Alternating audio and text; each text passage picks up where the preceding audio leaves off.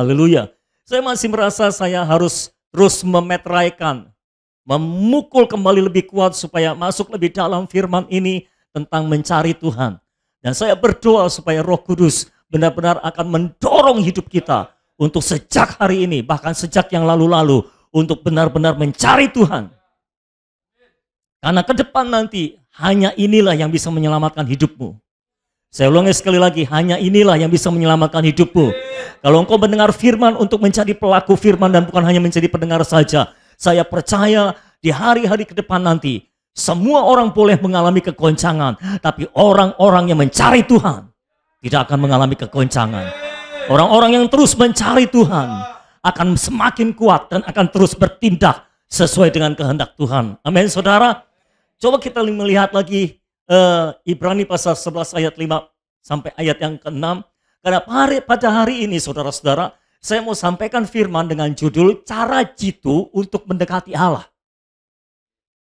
Karena saya mendapati ada banyak orang Kristen yang berdoa. Betul? Atau enggak betul? Betul. Semua orang Kristen mungkin berdoa minimal untuk makanannya. Semua orang Kristen berdoa minimal 5 waktu lah. 3 kali makan, 2 kali tidur. 1 kali tidur, 1 kali bangun tidur. 5 kali. Oh, kerja juga berdoa. Puji Tuhan, ada yang lebih rohani sekali, 6 kali sehari. Tetapi saudara, saya mendapati ada begitu banyak doa-doa yang dinaikkan oleh orang Kristen tidak efektif. Dari mana saya tahu? Dari hasilnya. Ada banyak doa yang belum terjawab. Betul. Ada banyak orang berdoa, tapi masih terus konflik batin. Tidak ada perubahan dalam hidupnya. Artinya doanya tidak efektif. Karena doa yang efektif akan menghasilkan sesuatu. Betul? Ada perubahan hidup. Yang tadinya pemarah jadi peramah. Yang tadinya nggak sabaran, emosian jadi penyabar. Yang tadinya suka dosa jadi tidak suka dosa. Nah, kalau saudara terus berdoa dan terus berdoa tapi masih terus suka dosa, ada sesuatu yang salah di dalam doa saudara. Artinya mungkin cara mendekati Allahnya salah. Sehingga ada juga banyak orang yang terus mendekati Allah tapi tidak pernah ketemu dengan Allah.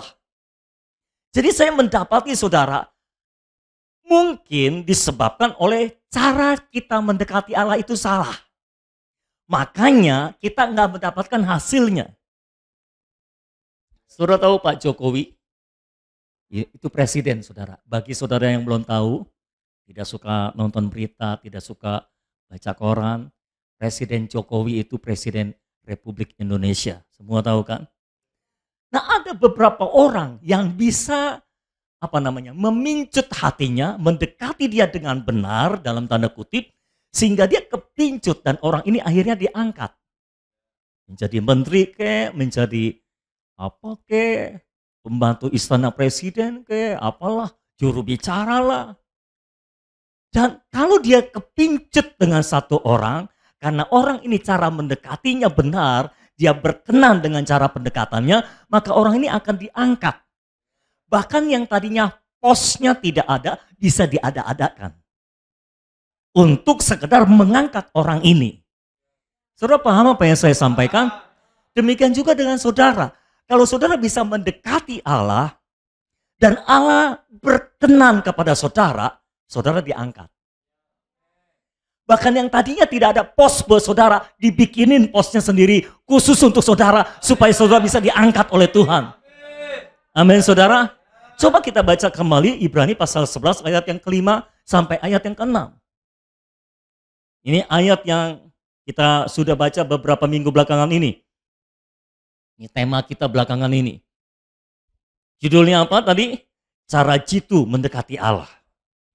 Setelah melalui perjalanan kekristenan selama puluhan tahun, belum ratusan tahun sih, saya mendapati ada beberapa cara jitu saudara bisa mendekati Allah dan ini menghasilkan. Apa itu? Ayo kita baca dulu Ibrani pasal 11 ayat 5 sampai ayat yang ke-6. Oke, Ibrani 11 ayat 5 sampai 6. Semua sudah di situ? Sama-sama. Karena iman, Henok terangkat supaya ia tidak mengalami kematian. Dan ia tidak ditemukan karena Allah telah mengangkatnya. Sebab sebelum ia terangkat, ia memperoleh kesaksian bahwa ia berkenan kepada Allah. Tetapi tanpa iman, tidak mungkin orang berkenan kepada Allah. Sebab barang siapa berpaling kepada Allah, ia harus percaya bahwa Allah ada dan bahwa Allah memberi upah kepada orang yang sungguh-sungguh mencari Dia. Minggu lalu saya sudah sampaikan kepada saudara prosesnya dalam mendekati Allah. Proses yang pertama adalah kita datang. Betul? Kita datang dengan iman. Proses yang kedua, setelah kita datang, kita ada di dalam hadirat Tuhan, kita percaya Allah hadir dan kita merasakan kehadirannya sampai satu titik kita menerima stempel, kita menerima konfirmasi di dalam roh kita bahwa Tuhan berkenan. Masih ingat itu? Semua masih ingat? Oke. Setelah kita mendapatkan stempel berkenan, baru kita mengalami kita diangkat dalam kemuliaan. Supaya kita tidak mengalami kematian. Saya percaya ini tidak bicara hanya soal mati secara fisik, tapi kematian-kematian yang lainnya. Orang yang mendapat stempel berkenan di hadapan Tuhan, pasti tidak akan mengalami kematian secara rohani, tidak akan mengalami kematian secara keuangan, tidak akan mengalami kematian secara kesehatan, tidak akan mengalami kematian dalam segala area kehidupannya, dalam pekerjaan, dalam bisnis, dalam usaha. Kita terhindar dari kematian karena kita diangkat melampaui segala kematian. Dengan kata lain, kalau saudara mendapat stempel berkenan di hadapan Tuhan, saudara akan menjadi orang yang tidak ada matinya. Saudara akan menjadi orang yang tidak bisa mati. Pandemi corona. Orang-orang mungkin mati usahanya, mungkin mati kesempatannya dan sebagainya. Tapi saudara, kalaupun mati usahamu yang lama, Tuhan bangkitkan usaha yang baru. Karena orang yang diangkat melampaui kematian, dia bisa terhindar dari kematian. Sudah paham apa yang saya sampaikan? Jadi prosesnya ada 3 level. Pertama kita datang. Ayo semua ikuti. Pertama kita datang. Yang kedua kita berkenan. Diperkenan Allah. Yang ketiga diangkat. Kita datang, mendapat perkenanan, baru diangkat. Nggak bisa saudara datang langsung diangkat. Harus menerima perkenanan dulu, baru bisa diangkat. Nah, dari ketiga proses ini datang, berkenan, diangkat. Mana yang menjadi kuncinya? Kunci utamanya. Di dalam ketiga level ini. Berkenan. Kenapa saudara tahu? Mana yang menjadi pusatnya? Berkenan. Dari mana saudara tahu itu pusatnya? Karena dia ada di tengah, Pak. Iya sih, saya tahu kalau pusat ada di tengah. Datang, berkenan, diangkat. Mana yang paling menjadi kunci utama? Berkenan. Nah, karena yang berkenan ini adalah kunci utama, yang namanya kunci utama harus menjadi tujuan ketika kita mendekati Allah. Jadi ketika saudara datang kepada Tuhan di dalam doa, saudara datang dengan iman, jangan kejar diangkatnya. Kejar berkenannya. Karena kalau saudara dapat berkenannya, pasti diangkat. Nah, kalau saudara mengejar diangkatnya, tapi tidak diperkenan, nggak mungkin diangkat. Dan bisa jadi juga nggak diperkenan. Jadi dalam berdoa kita harus tahu fokus tujuannya. Tujuannya adalah berkenan. Bukan diangkat. Walaupun itu ada di akhir, tapi itu bukan tujuan. Tujuan kita dalam berdoa, dalam mencari Tuhan adalah menerima perkenanan Allah. Bukan diangkat. Karena kalau kita berkenan, kita pasti diangkat. Lalu diangkat itu kalau bukan tujuan apa? Itu upah, itu bonus. Jadi tujuannya apa? Berkenan.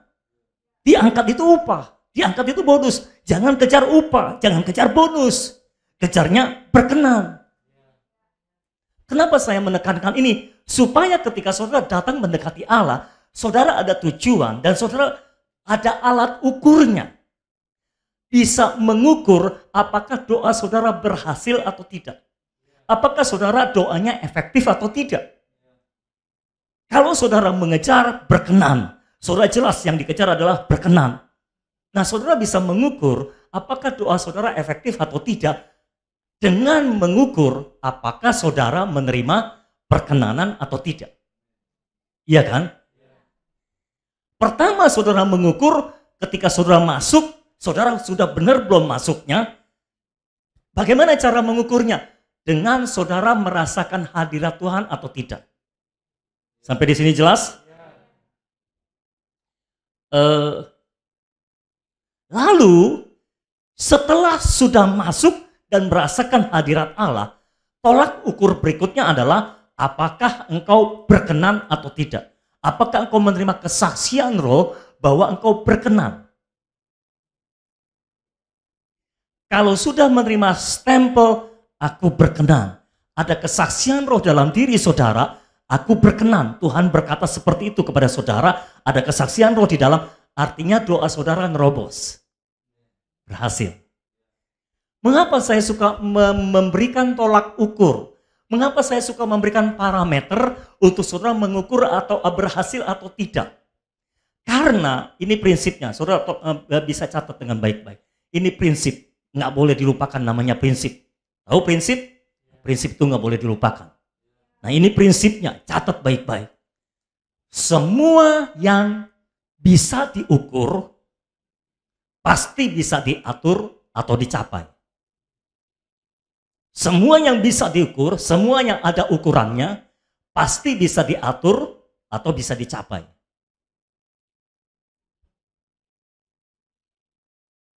Semua yang bisa diukur, pasti bisa diatur dan bisa dicapai. Contoh, saya pasang AC, saya kepanasan. Saya bisa mengukur bahwa saya kepanasan. Karena saya bisa mengukurnya, saya bisa mengaturnya. Saya naikin, turunin suhunya. Dari 30 derajat ke 16 derajat, separuhnya saya potong. Supaya saya nggak kepanasan lagi. Bisa diukur, bisa diatur. Kalau saya merasa kedinginan, bisa diukur. Dengan saya merasa kepanasan atau kedinginan, kan gitu. Kalau saya merasa kedinginan, saya tambahin suhunya supaya lebih panas. Semua yang bisa diukur, pasti bisa diatur, dan pasti bisa dicapai. Kalau saya kepanasan, saya mau dingin, saya bisa mencapainya dengan mengatur AC-nya. Oke, saya nyanyi. Ketinggian atau kerendahan bisa diukur? Bisa. Karena saya bisa mengukur apakah saya kerendahan atau ketinggian nyanyinya, saya bisa mengatur. Saya minta diturunin nada dasarnya kalau ketinggian, atau saya minta dinaikin nada dasarnya kalau kerendahan. Dan saya bisa mencapai nada yang enak buat saya, yang aman buat saya, nggak ketinggian tapi juga nggak kerendahan. Atau minimal nggak terlalu ketinggian atau tidak terlalu kerendahan. Semua yang bisa diukur, bisa diatur, dan bisa dicapai.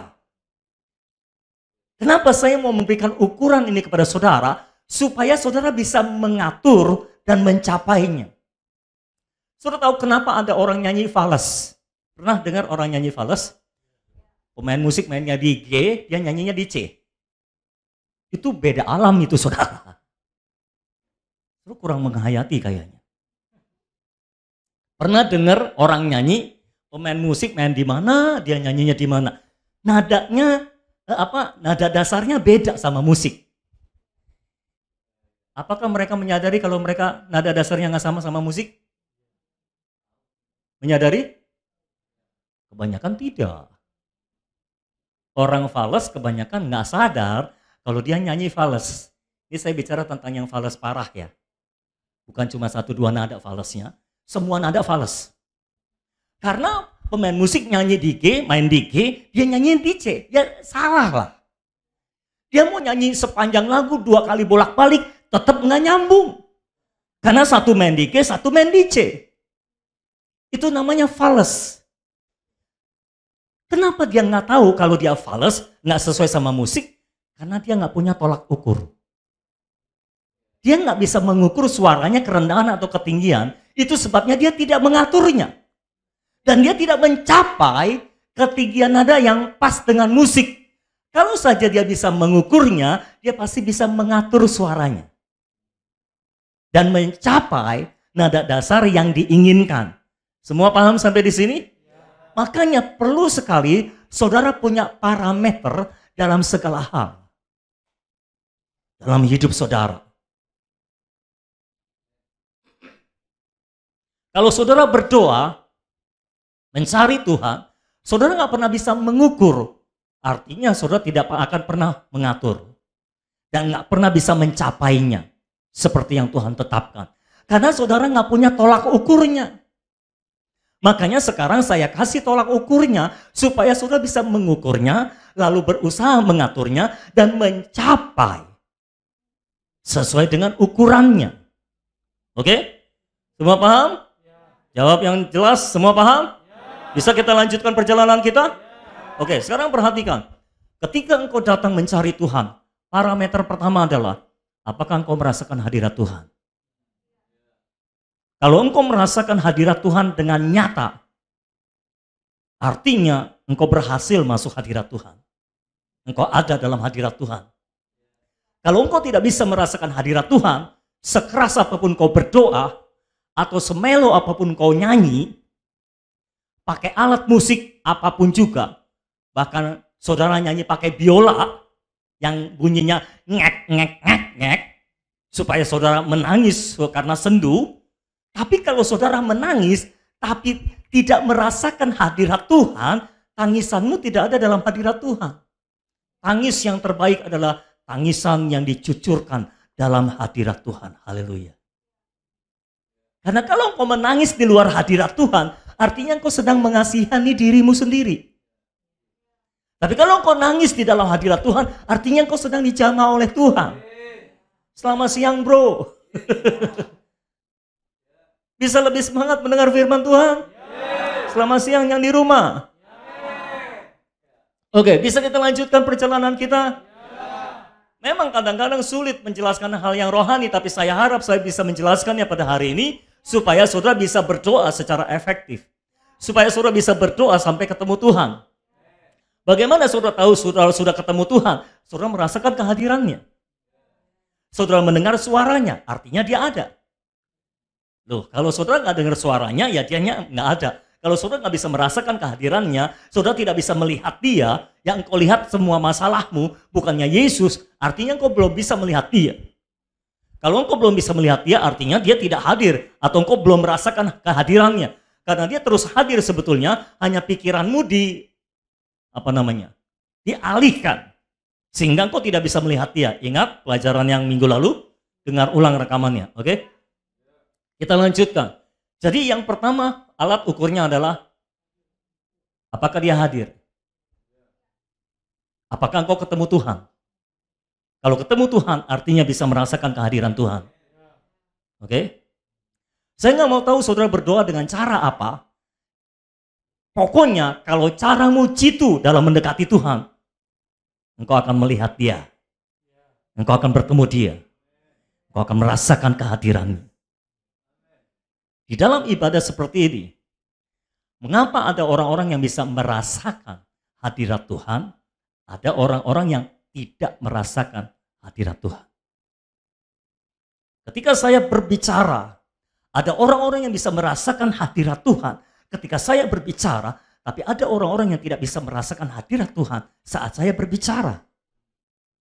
Mengapa orang-orang yang di rumah mengikuti live streaming bisa merasakan hadirat Tuhan ketika mengikuti live streaming, walaupun mereka tidak hadir di sini, tapi ada orang-orang di rumah juga tidak bisa merasakan hadirat Tuhan.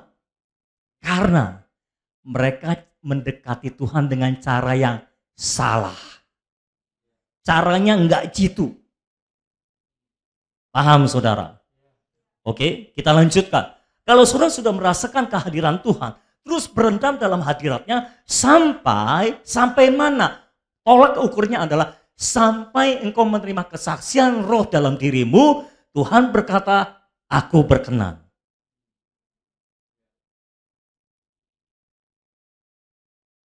Nah, ada banyak orang ketika mereka berdoa tidak pernah mencapai titik ini.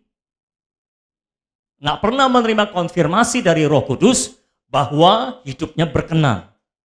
Bahwa Tuhan berkenan atas kehidupannya. Nggak pernah sampai titik ini, itu sebabnya nggak pernah diangkat.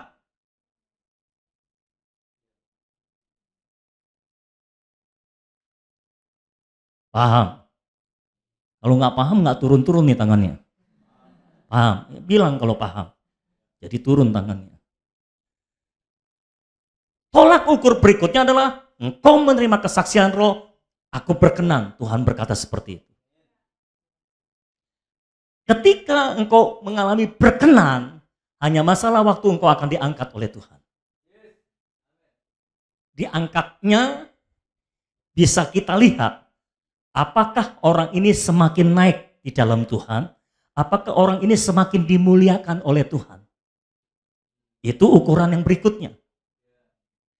Kalau saudara berkata, oh aku ini banyak doa, tahu nggak? Sehari itu aku doa 24 jam. Sepanjang hari aku ada dalam hadirat Tuhan. Tapi kita lihat hidupnya, kok nggak diangkat-angkat ya?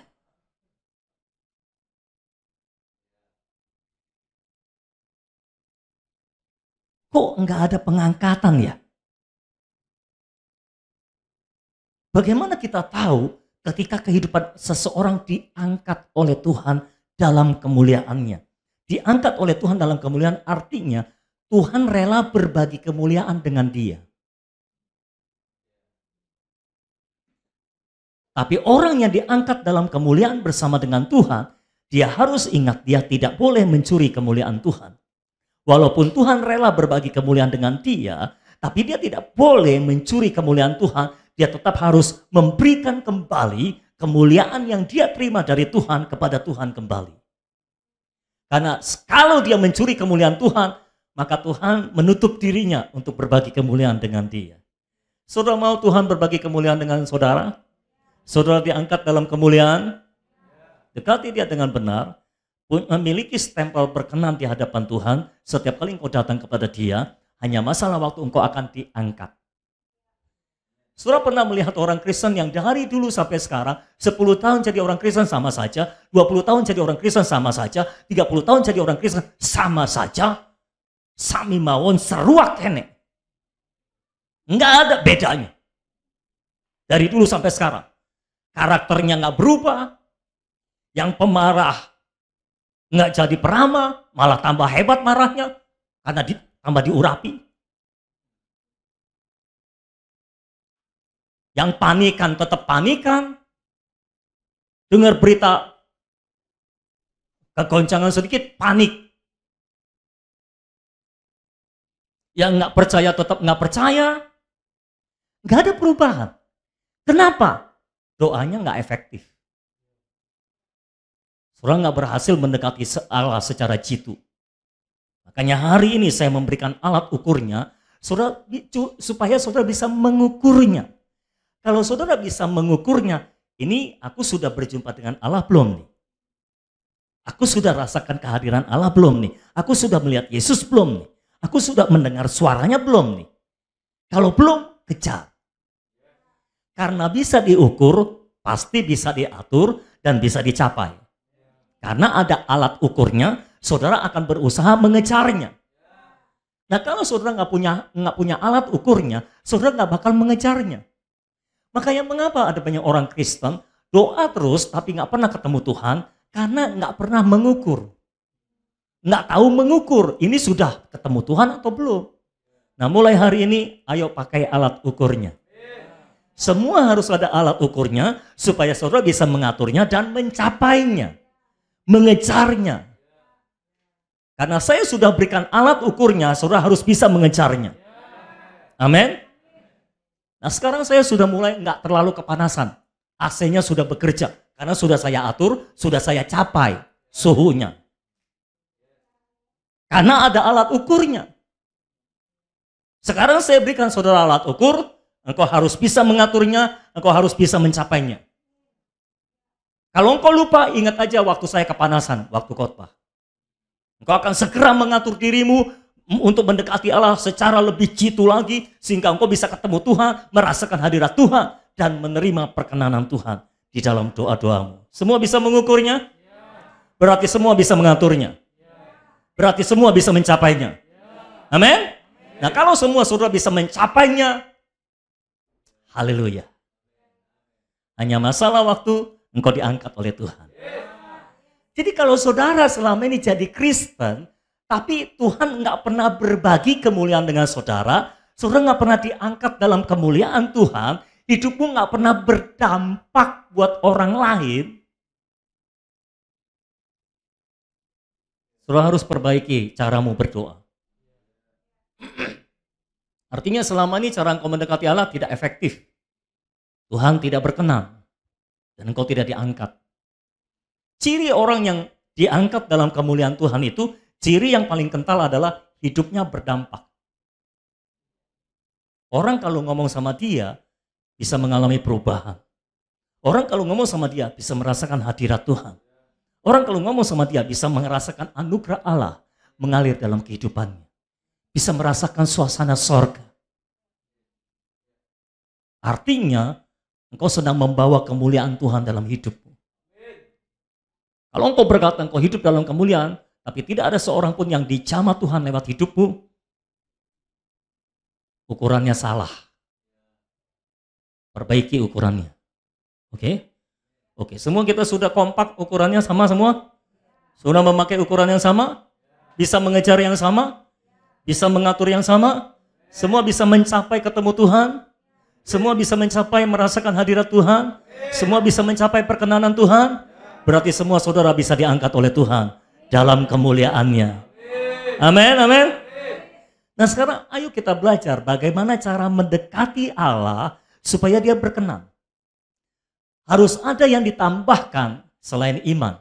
Kepada iman kita harus menambahkan yang lain. Karena ada kesaksian Alkitab yang lain, bagaimana kita bisa datang kepada Tuhan dengan cara yang jitu, dan ketika kita datang dengan cara yang jitu ini, Tuhan berkenan. Oke? Kenapa saya memberikan cara-cara ini? Karena kita sedang mengejar sebuah tujuan, Tuhan berkenan. Ketika kita berdoa, kita sedang mengejar Tuhan berkenan. Betul? Kita harus punya cara yang jitu untuk mengejar tujuan. Semua jelas? Yang pertama jelas dengan iman dan percaya. Saya ulangi saja karena ini dasarnya. Kalau tanpa iman dan percaya semua yang lain akan gugur. Dasarnya harus ada dengan iman dan percaya. Ibrani 11 ayat 6 berkata, tanpa iman tidak seorang pun bisa berkenan kepada Allah. Kalau engkau datang menghadap kepada Allah, berpaling kepada Allah, engkau harus percaya bahwa Allah ada dan Allah memberikan upah kepada yang sungguh-sungguh mencari Dia. Siapakah yang sungguh-sungguh mencari Dia? Ya, ciri-cirinya orang yang sungguh mencari Dia. Dari mana saudara bisa tahu saudara itu sungguh-sungguh? Oke, selain itu, dari mana saudara tahu saudara itu sudah percaya atau belum? Dari mana saudara tahu saudara itu sungguh-sungguh atau tidak? Dari mana saudara tahu? Harus bisa diukur. Kalau nggak bisa diukur, semua bilang, aku sungguh-sungguh kok. Sering kali saya ngomong sama jemaat, kamu doa dong, saya sudah doa. Ya maksud saya doa yang sungguh-sungguh, saya sudah sungguh-sungguh. Nah mau di ngomong apa kalau orang bilang sudah sungguh-sungguh? Permasalahannya adalah ukurannya beda. Dari mana saudara tahu saudara sudah sungguh-sungguh mencari Tuhan? Jawab. Yang di rumah juga jawab. Dari mana saudara sungguh-sungguh? Dari mana saudara tahu kalau saudara sudah sungguh-sungguh mencari Tuhan? Ketemu atau enggak terus? Hah? Saat tercapai apa? Tujuannya. Semua orang yang sungguh-sungguh akan mengejar tujuan. Kalau engkau tidak mengejar tujuan, itu menunjukkan engkau tidak sungguh-sungguh. Orang namanya sungguh-sungguh itu, kalau tujuan belum tercapai, dia akan terus ngotot. Itu sungguh-sungguh. Selamat siang semuanya. Kalau patokannya adalah sampai ketemu Tuhan, engkau akan sungguh-sungguh mengejar sampai ketemu Tuhan. Kalau engkau belum bisa melihat Tuhan waktu doa, kalau engkau tidak bisa merasakan hadirat Tuhan waktu doa, engkau akan berusaha dengan berbagai macam cara, apapun engkau akan usahakan untuk engkau bisa menerobos, mencapai tujuan pertama itu, bertemu dengan Tuhan. Sudah bertemu dengan Tuhan, engkau akan dengan sungguh-sungguh mengejar tujuan berikutnya, mendapatkan konfirmasi, kesaksian roh bahwa kita berkenan. Kalau orang sungguh-sungguh, dia selalu ngejar tujuan. Kalau tujuan belum tercapai, dia akan usahakan dengan berbagai macam cara untuk mencapai tujuan.